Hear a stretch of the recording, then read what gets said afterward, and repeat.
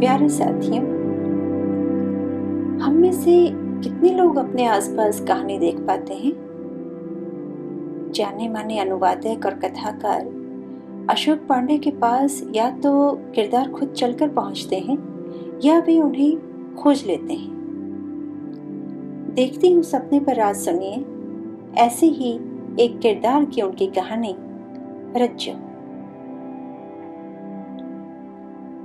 रज्जू को हमारे मोहल्ले में सारे लज्जो कहकर पुकारते। एक दुर्घटना में उसके बाबू रेल के नीचे कटकर मर गए थे, सो छठी से आगे न पढ़ सकी। अकेली औरत के लिए बेटी की शादी का इज्जत भर दहेज इकट्ठा कर सकना कितना भारी बोझ होता है, कोई रज्जो की माँ से पूछ कर देखता उन दिनों। मोहल्ले के आधा दर्जन घरों में झाड़ू पोछा करने वाली माँ ने रज्जो को भी एक घर में मेहरी के काम पर लगा दिया। 3-4 साल बाद जस तस दूल्हा मिला।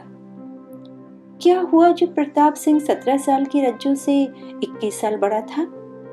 काला डूंगी में अपना घर था, गुड़ पेरने बेचने का काम था, रानी की तरह रखेगा रज्जू को। रज्जू हमेशा खिलखिलाती रहती थी, सारे मोहल्ले की प्यारी थी, सारे मोहल्ले की बेटी थी। रज्जू मुझे मामा कहती थी।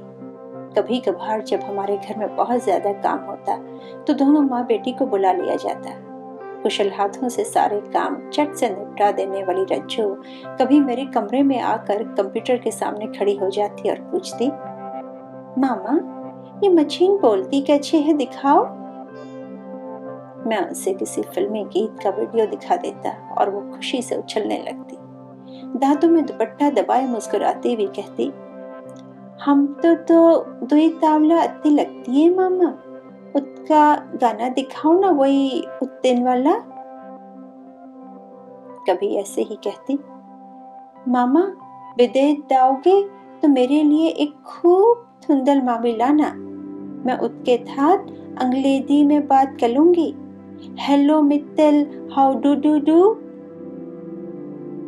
उसे झूठ मूठ चपत लगाने को उठता तो वो खिल खिल करती बाहर भाग जाती और सामने वाले घर में घुसती हुई जीभ निकाल कर चढ़ाती, hello Mittal, how do do do, hello Mittal, how do do do.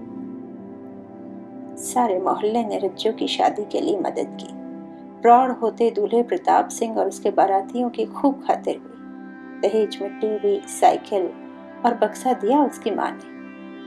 कलपती रोती माँ को अकेला छोड़ रज्जू विदा होकर काला ढूंगी अपने ससुराल चली गई। अगले 3 महीने रज्जू की माँ के जीवन का स्वर्ण युग थे। रज्जू की ससुराल में 3 कमरे हैं। रानी बना के रखने वाला हुआ प्रताप सिंह मेरी रज्जू को। इस साल 60,000 का फायदा कमाया बल प्रताप सिंह ने। रज्जू की चिट्ठी आई है। रज्जू के लिए हीरे की फुल्ली बनाई है प्रताप सिंह ने। रज्जू रज्जू रज्जू, सारा मोहल्ला रज्जू की कहानियां सुन सुनकर अघा गया। 3 महीने बाद अचानक पता नहीं क्या हुआ कि रज्जू वापस आ गई। रज्जू की माँ के किस्सों को विराम लग गया और वो बीमार पड़ गई। अफवाह उड़ी कि प्रताप ने रज्जू को छोड़ दिया है। अफवाह उड़ी कि प्रताप शराब पीकर रज्जू को पीटता था। एक दिन सुबह मैंने देखा रज्जू हमारे घर में झाड़ू पोछा कर रही है। सलवार कमीज पहनने वाली रज्जू धोती पहने हुए 3 ही महीनों में अपनी माँ जितनी बूढ़ी दिखने लगी थी। उसे देखते ही मन अजीब सा हो आया। उसने पैर छुए। कैसी है लज्जू? ये उसे चढ़ाने का मेरा तरीका होता था। वो कुछ नहीं बोली। तेरी माँ कैसी है? वो फिर कुछ नहीं बोली। जूही चावले का गाना सुनेगी लज्जू बेटा? रज्जू की आंख टप टप बरसने लगी। वो कुछ नहीं बोली। सारे मोहल्ले में रज्जू को लेकर सहानुभूति और दया का महासागर फूट गया। जहां जाती वहां औरतें उससे सवाल करने लगती, क्या करता था प्रताप सिंह? कोई पहले से भी रख रखी थी उसने? तू काला ढूंगी कब जाएगी? रज्जू कभी कुछ नहीं बोलती। हमेशा गेंद की तरह दौड़ने वाली चुलबुल रज्जो एक मनहूस नौकरानी में तब्दील हो गई। 1 साल बीतते न बीतते मलेरिया में उसकी माँ मर गई। दिसंबर में उसे अपनी चूड़ियां तोड़नी पड़ी, क्योंकि प्रताप सिंह का मरा शरीर रामनगर की कोसी डैम से निकाला था पुलिस ने। मोहल्ले की औरतें नकली विलाप करती, रज्जो का ये हो गया, रज्जो का वो हो गया। रज्जो ने काम के लिए मोहल्ले के वे सारे घर पकड़ लिए थे जहां उसकी माँ काम करती थी। रज्जो दिन भर खटती और देर शाम के किसी पहर ब्रिगेडियर पंत के बंगले के आउट हाउस में मिले कमरे में घुस जाती। उसके बाप ने एक बार ब्रिगेडियर पंत के तिब्बती कुत्ते की जान बचाई थी। उसी के बदले में उसके हाथ इतनी कृपा आई। घर पर काम करती, कभी अकेले दिखती तो मैं घर वालों की नजरें बचाकर उसके हाथ में थोड़े पैसे रख देता। नहीं चाहिए मामा, वो कहती। फिर एक दिन कहीं से राकेश आया। काला ढूंगी का रहने वाला राकेश प्रताप सिंह का पड़ोसी था, बताते हैं। निकलते कद वाला गोरा और बेहद सुदर्शन राकेश प्लम्बर था। मोहल्ले की नारद माने जाने वाली मिस्टर लोहनी की कुबड़ी बुआ ने फुस-फुस आवाज में मेरी माँ को बताया कि ब्रिगेडियर पंत अपने बगीचे में काला ढूंगी से आए उस छोकरे को हड़का रहे थे। रज्जो काम पर आई तो माँ ने उस पर सवालों की झड़ी लगा दी। रज्जो चुप रही। मेरे कमरे में पोछा लगाने आई तो कई महीनों बाद उसने मुंह खोला। मामा, कल को मेरी शादी है, किसी को बताना मत। हाँ।